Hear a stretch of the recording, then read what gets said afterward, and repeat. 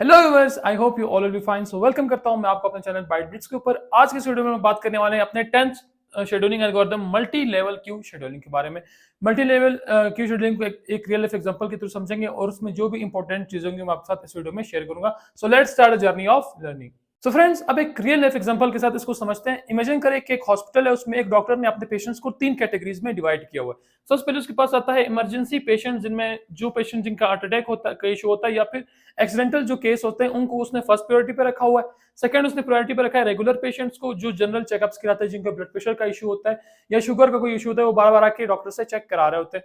Third पे उसने रखा है वॉक इन कस्टमर्स को, जिनकी माइनर इलनेस होती है और वो कभी कभी हॉस्पिटल आते हैं। मतलब अगर तीनों में एक एक पेशेंट है तो सबसे पहले किसको चेक करेगा? इमरजेंसी पेशेंट को चेक करेगा, फिर रेगुलर पेशेंट को चेक करेगा और फिर वॉक इन पेशेंट को चेक करेगा। सेम ऑपरेटिंग सिस्टम भी क्या करता है, जिसके पास मल्टीपल टास्क होते हैं तो टास्क को कैटेगरीज में डिवाइड करता है। अब हम ये समझते हैं कि ऑपरेटिंग सिस्टम के अंदर कौन कौन सी कैटेगरीज होती है और उनको कौन कौन सी प्रायोरिटीज जो है ऑपरेटिंग सिस्टम सेट करके देता है। तो फ्रेंड्स, अब मल्टी लेवल क्यू शेड्यूलिंग की थोड़ी सी एक्सप्लेनेशन पढ़ लेते हैं।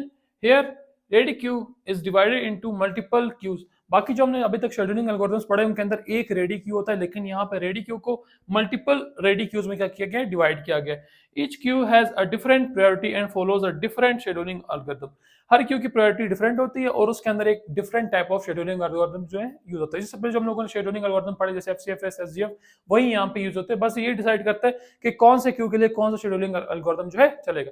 फॉर एग्जाम्पल Q1 में हमारे पास क्या आते हैं? हाई प्रायोरिटी आते हैं, उसमें सिस्टम प्रोसेस आते हैं। सिस्टम प्रोसेस जैसे कर्नल इंटरप्ट्स हो गए, सिस्टम इंटरप्ट्स हो गए, डिवाइस के ड्राइवर्स हो गए, इस तरह की जो भी टास्क आते हैं वो सबसे पहले यहाँ पे सॉल्व होते हैं। और उसके लिए हम लोग जो एल्गोरिथम यूज करते हैं वो एफसीएफएस होता है। डिफरेंट सिनेरियोज में एल्गोरिथम चेंज भी हो सकते हैं। इस केस में क्या है, first come first serve scheduling algorithm use हो रहा है। क्यों यूज हो रहा है? ताकि स्टारवेशन ना हो, यानी कोई भी प्रोसेस जो वो इग्नोर ना हो, जैसी वो प्रोसेस आए वो जो है एग्जीक्यूशन में लग जाए। अगर उससे पहले कोई प्रोसेस है तो पहले वो एग्जीक्यूट होगा और जो नेक्स्ट आए फिर वो एग्जीक्यूट होगा। एग्जांपल में लेने, अगर हॉस्पिटल के अंदर इमरजेंसी पेशेंट्स आ रहे हैं, ठीक है, अब जो पेशेंट पहले आया हुआ है डॉक्टर उसी को देखेगा, चाहे नेक्स्ट जो पेशेंट आया इमरजेंसी केस में वो जितना भी सीरियस क्यों ना हो, उससे पहले जो इमरजेंसी पेशेंट है उसका ही ऑपरेशन होगा। सेम यहाँ पे जो पहले टास्क आया हुआ है जिसकी प्रायोरिटी ज्यादा है वो पहले एग्जीक्यूट होगा, उसके बाद जो नेक्स्ट टास्क आया वो फिर उसके बाद एग्जीक्यूट होगा।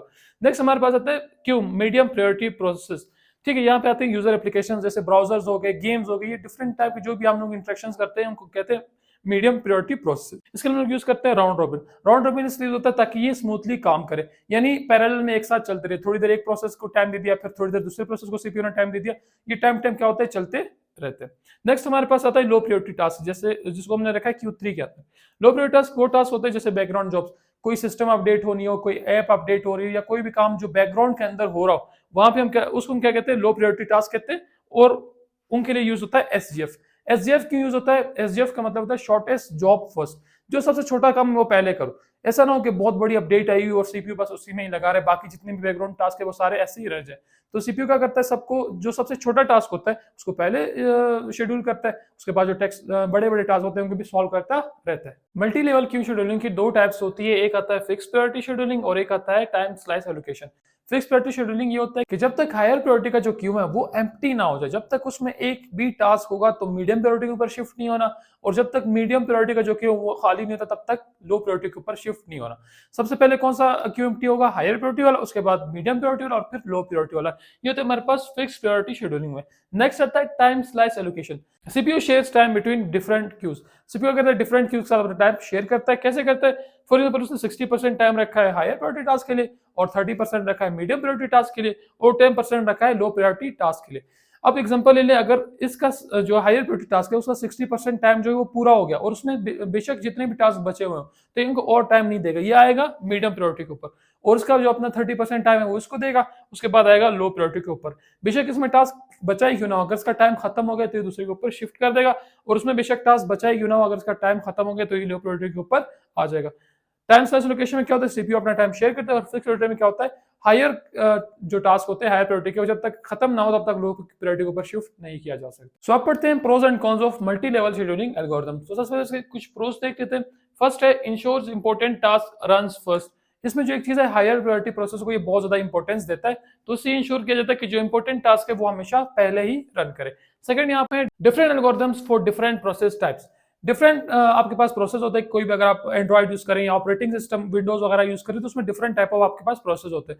अब ऐसा होता है कि कोई प्रोसेस किसके लिए बेहतर होता है, कोई प्रोसेस किस टास्क के लिए बेहतर होता है। तो हम क्या करते हैं, डिफरेंट टाइप ऑफ एल्गोरिदम्स को यूज करते हैं डिफरेंट प्रोसेस के लिए, ठीक है। अब इसके कुछ कॉन्स देख लेते हैं। लो प्रायोरिटी प्रोसेस में नेवर रन।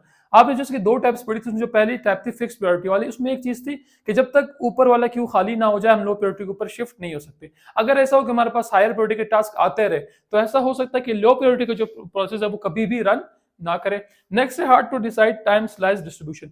जो हमारे पास सेकंड टाइप थी टाइम स्लाइस डिस्ट्रीब्यूशन वाली, वहां पे हमने देखा था कि हमें 60% टास्क हमने किसी एक टास्क को दिया था, 30% हमने मीडियम प्रायोरिटी वाले को दिए थे और 10% लोअर प्रायोरिटी वाले को दिए थे। अब ये 60-30-10 तो मैंने रैंडमली डिसाइड किया था।